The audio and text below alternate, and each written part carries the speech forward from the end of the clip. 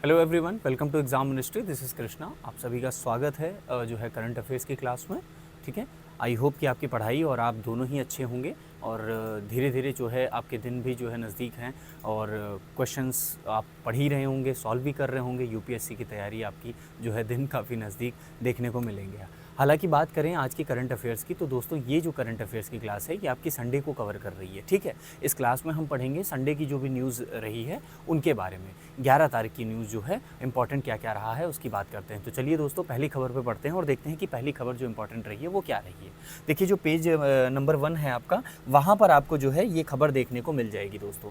अब ये खबर है क्या, ये क्यों ज़रूरी है, ये तो आप सभी ऑलरेडी देख ही रहे होंगे, लेकिन इसको समझना ये है कि अभी रिसेंटली हुआ क्या कि जो आप ये न्यूज़ पाए हैं कि भारत पाकिस्तान जो युद्ध विराम देखने को मिला, उससे रिलेटेड एक बहुत बड़ी डेवलपमेंट देखने को ये मिली कि जो है एक ट्वीट होता है जो है डोनाल्ड ट्रंप के उस पर, और ये बेसिकली ट्रुथ प्लेटफॉर्म है एक इनका।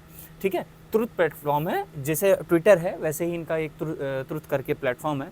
तो वहाँ पर डोनाल्ड ट्रंप की एक ट्वीट आती है कि एक लंबे समय के बाद यूनाइटेड स्टेट्स से बातचीत होने के बाद I am pleased to announce that India and Pakistan have agreed to full and immediate ceasefire. इनका ये कहना है कि एक लंबी बातचीत यूएस ने जो है की है दोनों देशों के साथ, और दोनों देशों के बाद इन बातचीत के बाद यूएस ये जो है अनाउंस करते हुए बहुत ही प्राउडली हो रहा है कि congratulation to on both countries on using common sense and great intelligence, thank you for your attention to this matter.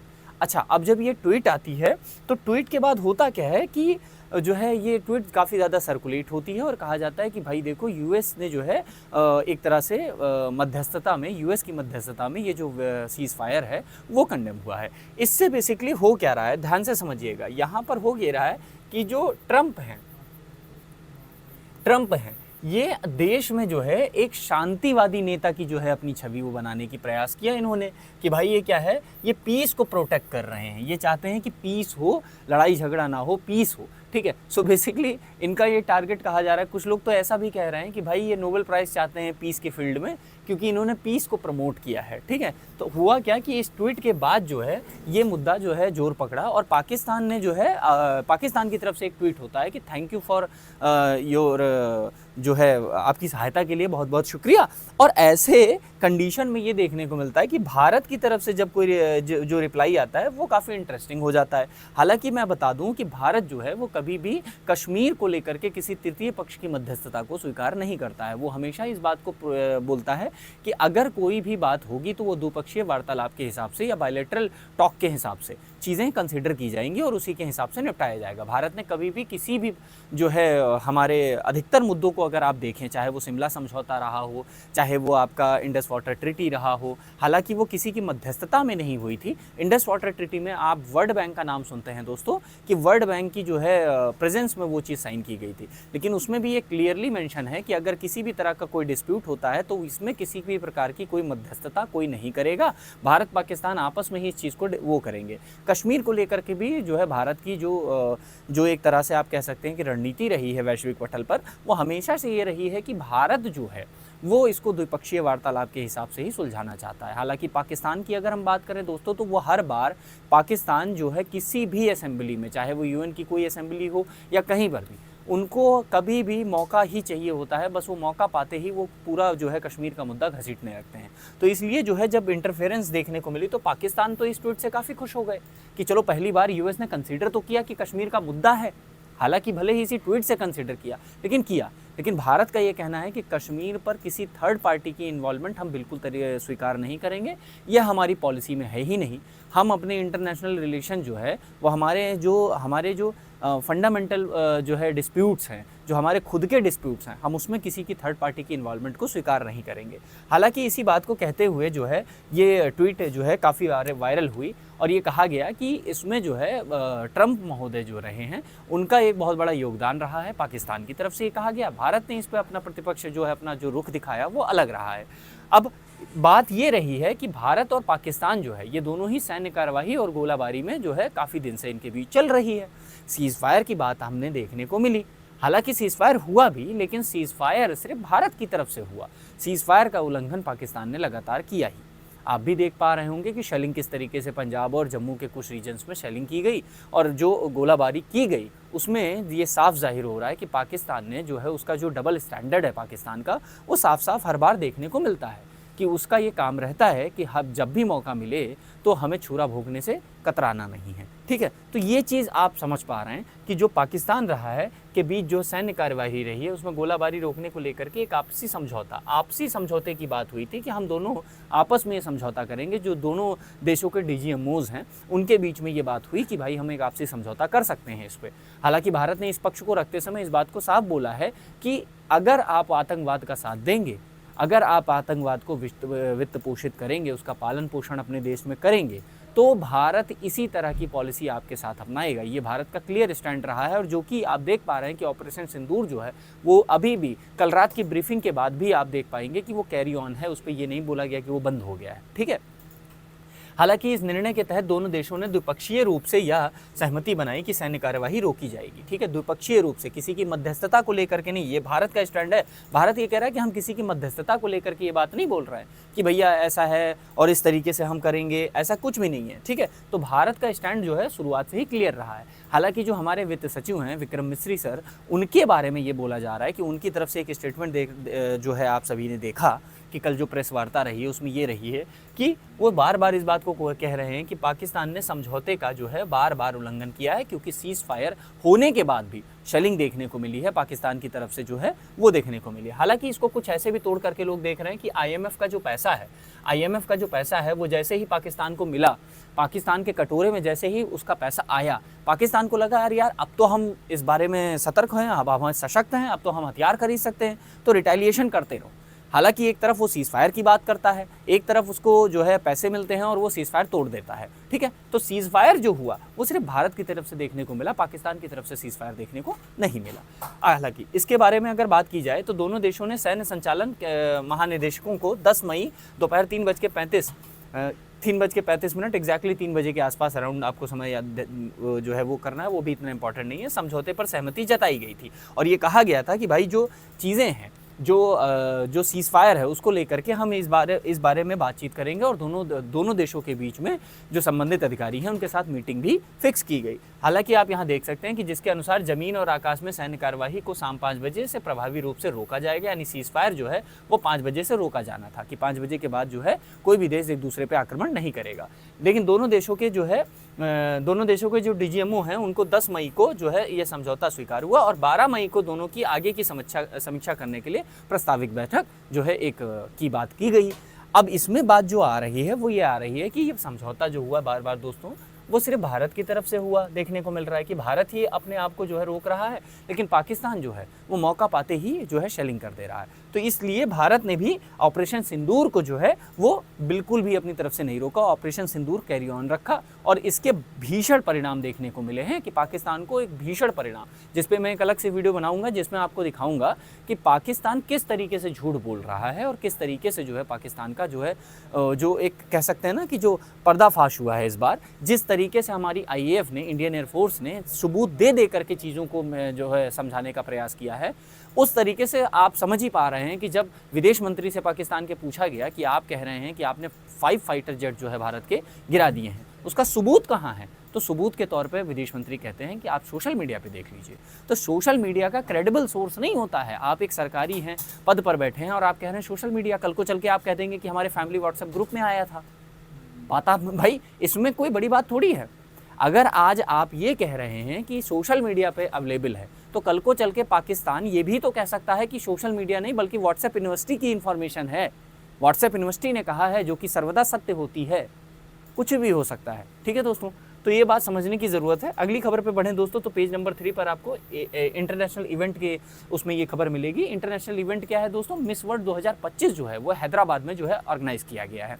तो इससे रिलेटेड जो इन्फॉर्मेशन है वो भी आपके लिए इंपॉर्टेंट हो जाती है, हालांकि क्योंकि एक जो है विश्व स्तरीय प्रतियोगिता होती है जिसमें आपको ये चीज़ें देखनी ज़रूरी हैं। ठीक है, तो जो नेशनल इवेंट है वो अभी रिसेंटली हैदराबाद में जो गाचीबौली एक जगह है, वहाँ पर इंडोर स्टेडियम है, गाचीबौली इंडोर स्टेडियम, शनिवार को 72वें, याद रखिएगा, इस बात का ध्यान रखिएगा कि अगर कोई पूछे कि कहाँ हुआ तो हैदराबाद में है ये, और गाचीबौली इंडोर स्टेडियम में हुआ है। कौन सा जो है संस्करण था ये, तो 72वें मिस वर्ल्ड प्रतियोगिता का जो है आयोजन किया गया है। यानी कि जो 2025 की मिस वर्ल्ड प्रतियोगिता है ये कौन सी है, 72, यानी कि 72वें जो है संस्करण के तरीके से इसको समझ सकते हैं आप, का भव्य शुभारंभ हुआ। हालांकि इसमें अगर हम बात करें कि कौन कौन शिरकत किया, तो इसमें शिरकत करने वाले लोगों में से थे मिस वर्ल्ड संगठन की जो चेयरपर्सन रही हैं जूलिया मार्ले, और वर्तमान मिस वर्ल्ड जो है क्रिस्टीना पिस्कोवा, यानी कि क्रिस्टीना पिस्कोवा जो वर्तमान में रही हैं 2024 की अगर हम बात करें तो 2024 की जो रही है मिस वर्ल्ड वो, और जो मिस वर्ल्ड संगठन की चेयरपर्सन हैं जूलिया मार्ले, वो भी इसमें शिरकत करती हुई दिखी हुई है। हालांकि इसमें तेलंगाना के जो मुख्यमंत्री हैं उन्होंने इसका जो है इनॉग्रेशन किया और उसमें जो है शिरकत दिखाई। ये इंपॉर्टेंट बेसिक इन्फॉर्मेशन है, आपको समझना ये है कि ये इवेंट जो है वो भारत में आयोजित किया गया था। हालांकि अगर हम बात करें दोस्तों तो 110 देशों के प्रतिनिधि इसमें भाग लेने के जो है 4 महाद्वीपीय समूहों से मंच पर प्रवेश किया, यानी कि 110 देशों के जो है प्रतिनिधि जो कि 4 महाद्वीपीय उनसे आते हैं, महाद्वीपों से आते हैं, उन्होंने इसमें शिरकत की है। तो इसलिए ये इंपॉर्टेंट आपको क्या है कि अगर एक पूछे कि कहाँ से है तो हैदराबाद में जो है आपको अगर जो है पूछा जाए कि कौन सा राउंड था ये, तो 72 जो है मिस वर्ल्ड प्रतियोगिता का राउंड था ये 72 टाइम्स, यानी कि 72वां जो है 2025 में हुआ। और अगर आपसे पूछा जाए कितने देशों के लोगों ने भाग लिया तो 110 देशों के लोगों ने भाग लिया। हालांकि बात करें मिस वर्ल्ड फिनाले जो है वो 31 मई को जो है हिटेक्स एग्जीबिशन सेंटर में हैदराबाद में होना है। जो इसका फाइनल जो है होगा, फिनाले जो होगा फाइनल, वो जो है आपके हिटेक्स एग्जीबिशन सेंटर है हैदराबाद में, वहाँ इसको किया जाना है दोस्तों। तो ये इन्फॉर्मेशन जो है एक नेशनल इवेंट से रिलेटेड थी जो कि आपके लिए ज़रूरी थी। हालांकि अगली खबर पे बढ़ें दोस्तों, तो अगली खबर जो हमारी है वो पेज नंबर 4 पर जीएस पेपर 3 से संबंधित आप इसे पढ़ सकते हैं। और ये जो है ये एक कहते हैं ना कि सदाबहार खबर है, हर साल ये इसको उठाया जाता है, हर साल इस पर डिबेट होती है, हर साल इस पर जो है बहस होती है और हर साल ये देखने को मिलती है। पराली एक ऐसा मुद्दा है दोस्तों प्रदूषण को लेकर के। हालांकि अगर आप इधर एनसीआर रीजन के क्षेत्र में रहते हैं तो आप इस चीज़ को देख ही नहीं बल्कि महसूस भी कर पा रहे होंगे कि किस तरीके से सांस जो है वहाँ लेना, वो एक तरीके से एक कहा जा रहा है कि वहाँ जो सांस है वो इतनी ज़्यादा जो है बेकार है, इतनी हवा जो बेकार है उसकी वजह से जो सांस है वो बहुत बेकार वहाँ के लोग ज़िंदगी जी रहे हैं, और प्रदूषण इसका सबसे बड़ा मुद्दा है। और उस प्रदूषण में सबसे बड़ा हाथ जो है वो पराली का रहता है।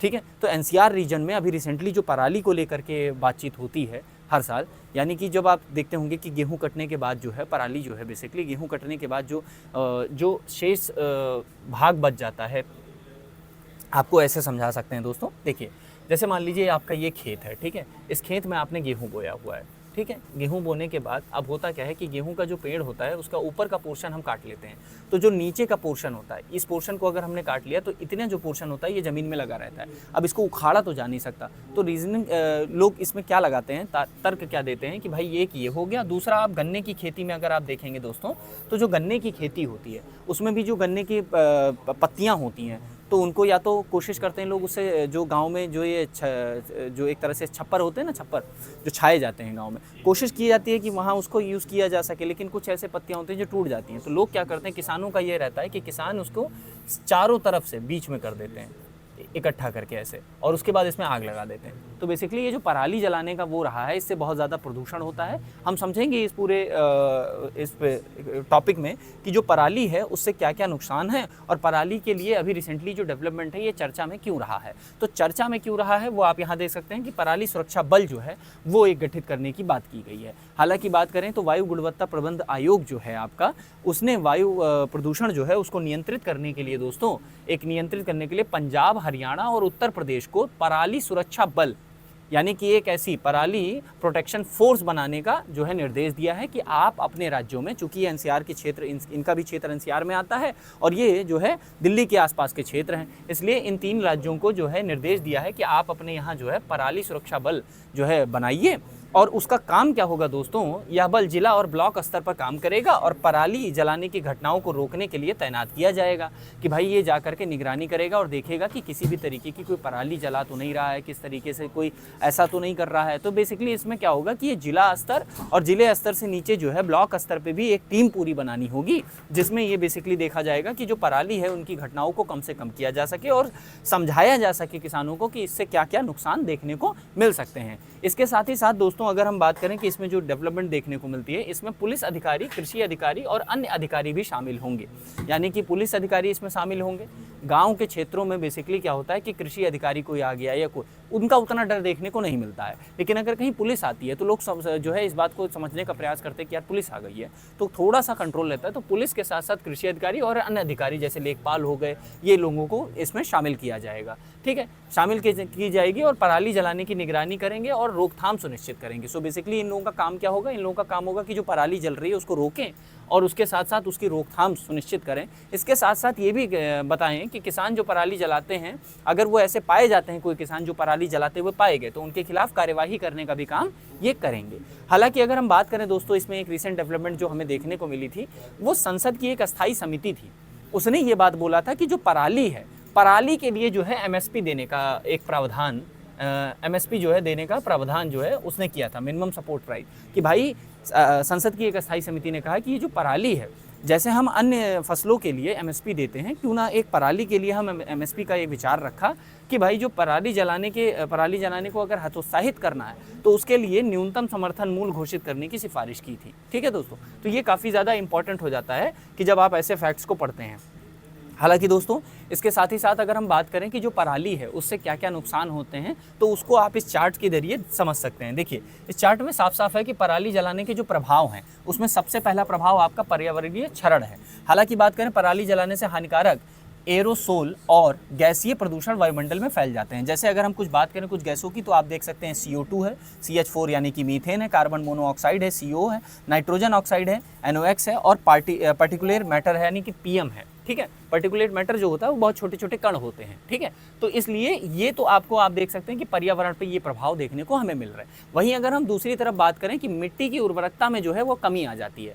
पराली जलाने से निकलने वाली अधिक ऊष्मा मिट्टी के तापमान को बढ़ा देती है। मिट्टी में जो है मौजूद लाभकारी सूक्ष्मजीव नष्ट हो जाते हैं, यानी कि जो मिट्टी में छोटे छोटे सूक्ष्मजीव होते हैं जो फसल की उत्पादकता और मिट्टी की उत्पादकता, उसकी उर्वरकता को बढ़ाते हैं, वो कम हो जाते हैं, जिसके कारण जो है फसल जो है आपकी वो प्रभावित होती है, मिट्टी में उर्वरकता कम हो जाती है। वहीं अगर हम बात करें मानव स्वास्थ्य पर, तो इससे निकलने वाले लंबे समय तक प्रदूषित हवा में रहने से फेफड़े की बीमारी जो है बढ़ती है। इसमें जो है अस्थमा देख सकते हैं, क्रॉनिकल ऑब्स्ट्रक्टिव पेलिमोटरी डिजीज़ हो गई आपकी। ठीक है, इसके साथ साथ फेफड़े के कैंसर हो गए, जैसे और बीमारियां जो हैं दोस्तों वो बहुत ज़्यादा फैलती हैं। हालांकि अगर हम बात करें कि कोई ऐसे, जैसे मान लीजिए कि कोई दमे का मरीज़ है यानी कि अस्थमा का मरीज़ है और वह ऐसे स्थानों पे जाता है जहां उसको सांस लेना दिक्कत होती है, तो ये बेसिकली हो क्या रहा है, ये जो 3 राज्य हैं आपके, इन 3 राज्यों से होने वाले जो धुएँ हैं वो धीरे धीरे जो है मूव करते हैं दिल्ली की तरफ। तो दिल्ली की हवा जो है ना, दिल्ली की हवा जो है वो काफ़ी ज़्यादा प्रभावित होती है। अभी रिसेंटली आप देख रहे थे कि अभी दीपावली के टाइम पर जो है काफ़ी ज़्यादा उस पर सुप्रीम कोर्ट का, हाई कोर्ट का जो है इसमें निर्णय आया कि भाई जो पटाखे हैं उनको जलाने के लिए सरकार जो है पटाखे जो लोग जला रहे हैं उसके लिए एक नियम कानून बनाए, कम से कम प्रदूषण फैलने को मिले। तो इस बात को समझना काफ़ी इंपॉर्टेंट है दोस्तों। हालांकि दोस्तों आप अगर चाहें तो इस पूरी जो क्लास की हमारी PDF होती है हम टेलीग्राम पे आपको दे देते हैं, तो आपके लिए एक एज अ नोट्स की तरीके से काम करता है। आपको कुछ अलग से लिखने की ज़रूरत नहीं है, सारी चीज़ें यहाँ पर लिखी मिलेंगी आपको। ठीक है, आगे बढ़ते हैं दोस्तों और अब देखते हैं अगली जो खबर हमारी रही है वो क्या है। अगली खबर जो है दोस्तों वो आपको पेज नंबर 10 पर GS पेपर 2 से संबंधित करके आप इसे पढ़ सकते हैं, जो कि रिसेंटली आप देख रहे हैं कि बिना किसी मध्यस्थता के हुआ शांति समझौता। मैंने आपको पहली खबर जो बताई थी जिसमें मैंने आपसे डिस्कस किया था डोनाल्ड ट्रंप के ट्वीट के बारे में। ठीक है, अभी आप रिसेंटली देखेंगे, अभी इस पर एक अपडेट आपको और देता हूँ। अभी आज की जो न्यूज़पेपर है उसमें ये बात डोनाल्ड ट्रंप बार बार कह रहे हैं कि मेरी वजह से ये सब हुआ है, मैंने बात की है। अभी मैं आपको आज शाम की जो क्लास होगी ना, जिसमें 12 तारीख का करंट अफेयर्स हम डिस्कस करेंगे और हम लाइव आएंगे उसमें। ठीक है, उसमें आप देखेंगे कि जी है चीज़ें किस तरीके से काम कर रही हैं। अब देखिए यहाँ भारत का जो स्टैंड है वो ये कह रहा है कि भारत ने बिना किसी मध्यस्थता के, हालांकि जब भी कश्मीर का मुद्दा होता है, कश्मीर का जब भी मुद्दा देखने को हमें मिला है तो भारत साफ साफ कहता है कि कश्मीर के मुद्दे पर हम किसी भी तरीके की थर्ड पार्टी इन्वॉल्वमेंट कभी स्वीकार नहीं करते हैं। यहाँ तक कि भारत के आंतरिक जो है समझौते, आंतरिक किसी भी तरह का विवाद भारत किसी भी थर्ड पार्टी के थ्रू नहीं करवाता, उसमें वही दो पार्टी इन्वॉल्व हों जिनके बीच में विवाद है। लेकिन पाकिस्तान की शुरुआत से ये रणनीति रहती है कि वो हमेशा किसी तीसरे को इन्वॉल्व जरूर करता है। कश्मीर को लेकर के यूएन को इन्वॉल्व करना, कश्मीर को लेकर के टर्की को इन्वॉल्व करना, कश्मीर को लेकर के अमेरिका को इन्वॉल्व करना, कश्मीर को लेकर के जो है अपने जो है इस्लामिक ऑर्गेनाइजेशंस के जो संगठन है उसको इन्वॉल्व करना कि आप कमेंट करते रहिए। तो ये पाकिस्तान का हमेशा से रहा है, क्योंकि पाकिस्तान की जो एक तरह से आप कह सकते हैं कि जो विदेश नीति है वो काफ़ी बहुत ढीली है, कोई सीरियस तो लेता नहीं पहली बात तो उनको, तो कोशिश ये रखते हैं। तो उनके पास एक सो कॉल्ड एजेंडा रहता है कि हम एक इस्लामिक नेशन है और इस्लामिक नेशन होने के नाते अदर इस्लामिक नेशंस को इस्लामिक नेशन का साथ देना चाहिए, जो कि एक सो कॉल्ड उनकी थ्योरी बन जाती है। ठीक है दोस्तों, तो इसलिए इस खबर में जो इंपॉर्टेंट चीज़ें रहेंगी वो हम देखेंगे। हालांकि यहाँ आप देख सकते हैं कि केंद्र सरकार ने शनिवार को कहा कि भारत और पाकिस्तान के सैन्य संचालन महानिदेशकों यानी कि director general of military operation, जिसे आप डीजीएमओस कहते हैं, ने आपस में समझौता किया, जिससे दोनों देशों के बीच में विरोध की स्थिति समाप्त हुई। हालांकि ये स्थिति जो समझौता हुआ वो समाप्त करने की बात कही गई, लेकिन जो है पाकिस्तान की तरफ से फिर देखने को मिला। अमेरिका ने दावा किया कि उसने इस समझौते को ब्रोकर किया, यानी कि अमेरिका, वही ट्वीट जो मैंने आपको दिखाई, अमेरिका का कहना है कि भाई हमने ये किया है, हमने इस जो है जो आपसी समझौते हैं इसको ब्रोक किया है, यानी कि ब्रोकर किया है, यानी कि हम इसमें मध्यस्थता कर चुके हैं। अब अमेरिका इस चीज़ का जो है वो क्रेडिट लेना चाह रहे हैं, वो दिखाना चाह रहे हैं कि भाई देखो मैं शांति को जो है प्रमोट कर रहा हूँ, है ना। लेकिन फिर वही वाली बात है ना, मोए मोए हो गया, है ना। तो आप समझ सकते हैं कि मोए मोए हो गया। यहाँ पर भारत ने इस बात को सीधा नकार दिया कि भाई हमारी तरफ से तो ऐसी कोई बात ही नहीं हुई है कि हम आपकी समझौता, आप हमारे समझौते में आप इन्वॉल्व हो। ठीक है, भारत और पाकिस्तान की सीमाओं पर गोलाबारी को रोकने के लिए एक सीधा समझौता किया नहीं, प्रत्यक्ष रूप से समझौता किया गया। भारत सरकार के अनुसार फॉल्स नैरेटिव है, यह एक फॉल्स नैरेटिव है और दोनों देशों ने सीधी बातचीत से यह निर्णय लिया था। भारत यहाँ सीधा आप यहाँ से देख सकते हैं कि भारत पूरी तरीके से इस चीज़ को बोल दिया कि ये फॉल्स नैरेटिव है भैया, या हम दोनों देशों की आपस में डीजीएमओस बात किए और उसके आधार पर निर्णय आया है। इसमें किसी भी तरीके का अमेरिका का कोई भी पक्ष यहाँ पर देखने को नहीं मिला है। हालांकि उनकी तरफ से एक ट्वीट जरूर कर दी गई, शहबाज शरीफ की तरफ से एक ट्वीट जरूर कर दी गई कि थैंक यू सो मच। ठीक है, वो जरूर जो है ट्रंप को इस बारे में घसीट ले। उसका रीज़न क्या है? हालांकि पाकिस्तान को भी पता है कि कोई बातचीत नहीं हुई, लेकिन रीज़न क्या है? रीज़न ये है कि कश्मीर का मुद्दा है, जम्मू का मुद्दा है, एलओसी का मुद्दा है और यहाँ घसीटना ज़रूरी है।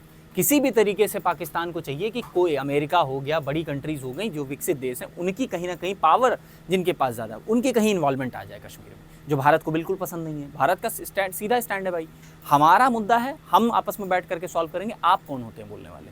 ठीक है, आंतरिक मुद्दों में आप बातचीत नहीं कर सकते। ठीक है, हालांकि भारत की विदेश नीति का मुख्य सिद्धांत रहा है कि द्विपक्षीय मुद्दों पर कोई तीसरी पार्टी की मध्यस्थता नहीं स्वीकार करता है भारत। तो इस तरीके से आप देख सकते हैं दोस्तों कि किस तरीके से भारत जो है वो इन सब मुद्दों पर, अपने आंतरिक सुरक्षा और आंतरिक मुद्दों पर किसी थर्ड पार्टी को, हमारी शुरुआत से ये रणनीति रही है, हमारी शुरुआत से इसी तरीके की डिप्लोमेसी रही है कि हम इस तरीके की चीज़ों को स्वीकार नहीं करते। अगली जो न्यूज़ है दोस्तों वो मैंने आपको पहले भी डिस्कस की है आपसे, अगर आपने कल वाली क्लास नहीं देखी है तो उसको जा करके देखिएगा, वहाँ पर भी पेज नंबर 12 पर जीएस पेपर 2 और 3 से संबंध करके आप इसे पढ़ सकते हैं कि ये जो IMF है और पाकिस्तान मुद्दा है, इस पर जो है भारत की काफ़ी ज़्यादा जो है आलोचना लोग कर रहे हैं। भारत में कुछ बौद्धिक जो है जीव हैं, अभी भी जिंदा हैं, जिनको लगता है कि भारत अगर चाहता तो ये सब कंट्रोल हो सकता था, लेकिन भारत की निंदा किए जा रहे हैं कि भाई भारत अगर चाह लेता तो ये सब हो जाता, लेकिन भारत ने चाहा नहीं। अब देखते हैं दोस्तों कि ऐसा क्या था। देखिए, अभी रिसेंटली आपने सुना होगा कि IMF की तरफ से जो है उसको जो है लोन मिल गया 8500 करोड़ का, मैंने आपको बताया था। लेकिन अब ये लोन $2.4 बिलियन का हुआ है, एडिशनल लोन जो है IMF ने उसको ग्रांट किया है। तो ये लोन टोटल क्या हो जाता है $2.4 बिलियन का। ठीक है, अब बात ये आ रही है कि लोगों की चिंता इस बात पर है कि ऐसा भारत क्यों रोक उसको नहीं पाया। ठीक है, भारत ने अपनी तरफ से प्रयास किया होता। देखिए, बात ये है, मैंने आपको पिछले लेक्चर में भी ये चीज़ समझाई थी, जो स्ट्रक्चर है, जो एक तरह से आप कह सकते हैं वोटिंग राइट है, वो यहाँ पर अलग है। यूएन की तरह यहाँ वोटिंग राइट नहीं है, ये IMF है, इंटरनेशनल मॉनेटरी फंड, अंतर्राष्ट्रीय मुद्रा कोष में जो है अलग तरीके से जो है वोटिंग राइट होते हैं, अलग तरीके। हालांकि भारत ने इससे पहले भी कभी नहीं किया है, इससे पहले तो हमने कभी रोका तक नहीं किसी देश को। अगर पैसा मिल रहा है भाई, अगर विकासात्मक कार्यों के लिए आपको पैसा मिल रहा है आप बिल्कुल लीजिए, लेकिन करंट सिचुएशन, भारत का इस बार कंसर्न सिर्फ इतना था कि करंट सिचुएशन को देखते हुए आईएमएफ को ये नहीं करना चाहिए। तो पहले आईएमएफ क्या करता है कि पहले जो है आईएमएफ $1 बिलियन का जो है लोन ग्रांट करता है, लेकिन बाद में देखने को मिलता है 1.4 बिलियन डॉलर का जो है लोन और ज़्यादा ग्रांट कर दिया जाता है। तो ये टोटल $2.4 बिलियन का लोन जो है और जो उसको पाकिस्तान को मिल जाता है। पाकिस्तान यही इसी को कहते हैं कि जैसे ही ये पैसा आया फिर वही गीदड़ धमकी देना स्टार्ट, अब हम अटैक करेंगे, अब तो पैसा आ गया ना कटोरे में, तो अब कटोरे में पैसा आ गया है तो अब इससे हथियार खरीद सकते हैं, अब इससे जो टेररिस्ट ग्रुप हैं उनको फंडिंग करेंगे। आप आज भी मैं आपको बोल रहा हूँ, आज की डेट आप याद रखो, $2.4 बिलियन आया है, ठीक है, 8500 करोड़ के आसपास है। तो 8 इंटू 2 का अगर आप कर लो, 8 दूनी 16 हो गया और 5 दूनी 10, ठीक है।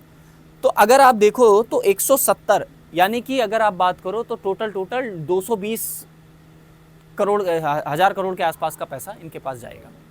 आप देख लेना, ना तो कोई डैम बनेगा, ना तो किसी तरीके से इंफ्रास्ट्रक्चर क्रिएट होगा, ना किसी तरीके का कोई आपको स्कीम्स देखने को मिलेंगी कि जिसमें ये पैसा लगाएं और इस तरीके से ये होगा क्या, ये टोटली पैसा ये खर्चा करेगा आतंकवाद के ऊपर। और यही भारत का कंसर्न रहा है कि जब आप पैसा दे रहे हो तो ये खरीदते तो कुछ है नहीं, ये खरीदते क्या है, ये खरीदेंगे AK-47, ये खरीदेंगे जो है ड्रोन्स, ये खरीदेंगे जो है क्या बोलते हैं आपको आतंकवादी की फंडिंग करेंगे इससे। तो कहने का तात्पर्य भारत का सिर्फ इतना था कि अभी तक दिए तो नहीं रोके, लेकिन अब इसलिए रोक रहे हैं क्योंकि आप जो पैसा दे रहे हो ये किस कंडीशन में दे रहे हो पाकिस्तान को, वो सोचने वाला विषय है, ठीक है।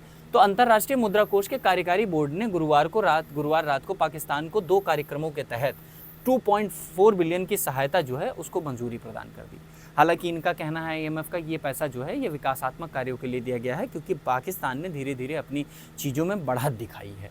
हालांकि बात करें, भारत ने इस वोटिंग से अलग रहने, यानी कि एब्सटेन कर लिया था भारत ने, जो मुद्दा जो है भारत में डिस्कस किया जा रहा है का फैसला किया। भारत ने अपने निर्णय के पीछे 3 प्रमुख कारण बताए कि भारत ने ऐसा किया तो क्यों किया। भाई इस पे सवाल उठ रहे थे, तो भारत ने कहा भाई देखिए इस पे 3 मुद्दे हैं जिन पे मैं आपसे बात करूंगा। पहली चीज़ तो पाकिस्तान का खराब रिकॉर्ड, ठीक है, उसने कहा ये जो पाकिस्तान का रिकॉर्ड जो है वो ख़राब रहा है, ठीक है, शुरुआत से ही ये इस तरीके से जो है भिखमंगी कर दिखा देते हैं वहाँ पे जाके कि भैया देखिए हमारे यहाँ तो सब डूबे जा रहे हैं, हमारे यहाँ पानी नहीं है, हमारे यहाँ जो है स्ट्रक्चर नहीं क्रिएट कर पा रहे हैं, हमारे यहाँ जो है शिक्षा नहीं उठ पा रही है। तो एक विकासात्मक कार्यों के लिए लोन मिल जाता है, हल्की सी भी हालत सुधरे तो इस बात को कहा जा सकता है कि भाई इनकी हालत सुधर गई, अब इस पर पैसा देना ठीक नहीं है। लेकिन वही बात करें, यह फंड राज्य प्रायोजित आतंकवाद में इस्तेमाल हो सकता है। आईएमएफ के भीतर की प्रक्रियात्मक, ये जो पॉइंट है प्रक्रियात्मक और तकनीकी जो है बाधाएं, यानी कि जो प्रक्रिया है आईएमएफ के अंदर वोटिंग को लेकर के, उसके 3 कारणों में पहला कारण तो ये रहा है, दूसरा ये रहा है और तीसरा ये रहा है। अब आप कहेंगे कि सर ये जो दूसरा कारण यहाँ देखने को मिल रहा है आतंकवाद की फंडिंग, तो इस पर तो वोट करना चाहिए था कि ना दो। समस्या क्या है, आईएमएफ की जो वोटिंग होती है उसमें वोट नॉर्मली 3 तरह के वोट होते हैं कि आप या तो हाँ बोलेंगे, या तो ना बोलेंगे, या तो आप एक तरीके से आप नोटा दबा देंगे, ठीक है, ये होगा, यही होता है। जब आईएमएफ की वोटिंग होती है तो उसमें ये नहीं होता, कार्यकारी बोर्ड की जो मीटिंग होती है उसमें ये होता ही नहीं है, या तो हाँ या तो नोटा, यानी या तो अब्सटेन करेंगे आप या तो पक्ष में वोट करेंगे। तो अब इसके पास तो कोई चारा ही नहीं था भारत के पास, तो उसने कहा भाई एक तो इसकी प्रक्रियात्मक जो तकनीकी जो है इनकी संरचना है वो खराब है, ठीक है, 4 पॉइंट समथिंग का इनको वेटेज है पूरे वोट में। अगर हम पाकिस्तान, बांग्लादेश, भूटान और इनको मिला लें, सॉरी भारत और बांग्लादेश, भूटान और नेपाल को मिला लें तो 4 पॉइंट समथिंग की जो है हमारे पास वेटेज मिलती है हमको टोटल वेटेज में। तो हम इसमें अगर मान लो कर भी देते हैं और बाकी कंट्री जो है पक्ष में वोट कर देती हैं तो भी हम हार जाएंगे। तो 3 कारणों से जो है वो जो है भारत ने एब्सटेन किया। और आप देख पाएंगे कि 1 मिलियन जो है ये 2.4 जो मैंने आपको बताया ना, ये 2.4 बिलियन का जो लोन है उसको जो है 2 भागों में बांटा गया। 1 मिलियन जो है वो पहले से चल रहे 7 बिलियन के एक्सटेंडेड फंड फैसिलिटी का हिस्सा है जो सितंबर 2025 से इनको मिलना स्टार्ट होगी। वहीं अगर हम बात करें 1.4 बिलियन तो ये जो है रेजिलियंस एंड सस्टेनेबिलिटी फैसिलिटी यानी RSF के तहत 1.4 बिलियन दिया गया है कि भैया अपने यहाँ स्ट्रक्चर आप क्रिएट करिए, अपने यहाँ डैम्स बनाइए, अपने यहाँ बेसिक जो है सस्टेनेबल डेवलपमेंट जो आपके SDG है उसके गोल्स को कंप्लीट करने के लिए आप ये जो है विचार करिए। तो ये वाली समझने की बात है कि भाई जो एक तरह से आप कह सकते हैं कि भारत के ऊपर जो लोग यहाँ कुछ बौद्धिक वर्ग, सो कॉल्ड बौद्धिक वर्ग जो बेसिकली किसी चीज़ के, अभी कल मैं देख रहा था कि कुछ लोग ट्वीट कर रहे थे कि भारत को तो कहना चाहिए था कि भारत रोक देता। कैसे रोक देता ना, पहले स्ट्रक्चर तो हमें समझना पड़ेगा ना। कि हमें रोकने के लिए स्ट्रक्चर की ज़रूरत पड़ती है। हालांकि दोस्तों अगली न्यूज़ जो है वो काफ़ी इंपॉर्टेंट है, पेज नंबर 14 पर ये भी एक इवेंट है। आपने सुना होगा कि जो IPL है हमारे यहाँ, इंडियन प्रीमियर लीग, उसको जो है कुछ देर के लिए स्थगित कर दिया गया था। अभी खबर ऐसी आ रही है कि IPL जो है शुरू हो सकता है, ठीक है। हालांकि ये खबर जो है इसलिए इम्पोर्टेंट है क्योंकि IPL जो है वो अपने बिल्कुल पूर्ण चरण पे ही था और जो है पाकिस्तान और भारत की टेंशन्स की वजह से इसको रोक दिया गया, ठीक है। और थोड़ी सी जो ऐसी वीडियोस भी आ रही हैं कि लोग काफ़ी ज़्यादा चिंता में हैं, जो खिलाड़ी हैं। इंडियन प्रीमियर लीग के अगले सप्ताह यानी कि अगले सप्ताह के अंत तक शुरू होने की संभावना है, ऐसा BCCI के द्वारा कहा गया। शेष मैच जो है भारत के कुछ चयनित स्थानों पर ही किए जाएंगे, जो पहले से डिसाइडेड लोकेशंस थी उन पे नहीं कराया जाएगा। अगर कोई लोकेशन इस तरीके से स्ट्रैटेजिकली जो है इंपॉर्टेंट हो जाती है या स्ट्रैटेजिकली जो है वनरेबल है, तो देखने को ये मिलेगा कि वहाँ से कैंसिल करके तो किसी दूसरी जगह पे जो है लोकेट करवा दिया जाएगा, वहाँ पर मैच करवाए जाएंगे। हालांकि बात करें IPL की सीमा पार तनाव के कारण इसको एक सप्ताह के लिए स्थगित कर दिया गया था दोस्तों। और अगर इसकी बात करें तो BCCI ने उम्मीद की है कि वह 31 मई से पहले टूर्नामेंट समाप्त कर देगा, पूरी तरीके से फाइनल समाप्त कर दिया जाएगा। वहीं अगर हम बात करें शेष 17 मैच मुख्यतः 3 शहरों में हो सकते हैं, चेन्नई, बेंगलुरु और हैदराबाद। जो बचे के 17 मैच हैं उनको हम चेन्नई, बेंगलुरु और हैदराबाद, जो बेसिकली हमारे जो है एक तरह से आप कह सकते हैं कि जो सदर्न पार्ट है वहाँ कराया जाएगा, ठीक है।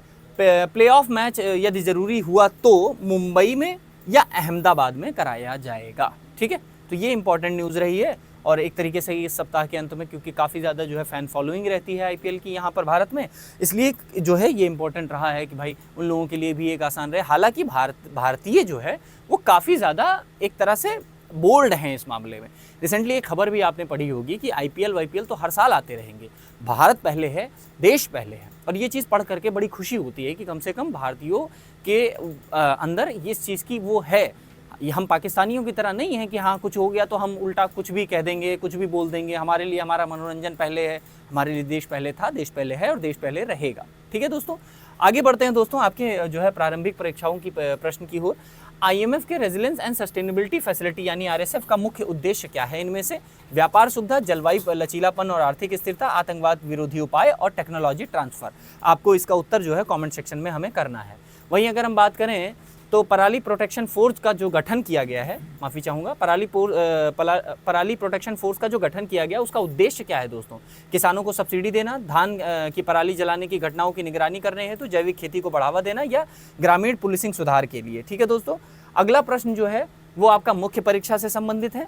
दो प्रश्न यहाँ पर हमने आपको दिए हैं मुख्य परीक्षा के। पराली जलाने से होने वाले पर्यावरणीय प्रभावों की चर्चा करते हुए CAMQM, ठीक है, जिसका फुल फॉर्म मैंने आपको अभी पीछे लिख रखा है, PPT में बताया भी है, द्वारा प्रस्तावित पराली प्रोटेक्शन फोर्स की उपयोगिता का मूल्यांकन कीजिए, ठीक है। हालांकि अगला प्रश्न है भारत पाकिस्तान सीमा तनाव की स्थिति में भारत की विदेश नीति की प्राथमिकताओं का मूल्यांकन कीजिए। क्या भारत की कोई मध्यस्थता नहीं, ठीक है, कोई मध्यस्थता नहीं की नीति आज भी प्रासंगिक है या नहीं है, ठीक है। तो दोस्तों इस वाले सेक्शन में जो इंपॉर्टेंट न्यूज़ थी मैंने पूरी की पूरी कवर कर दी।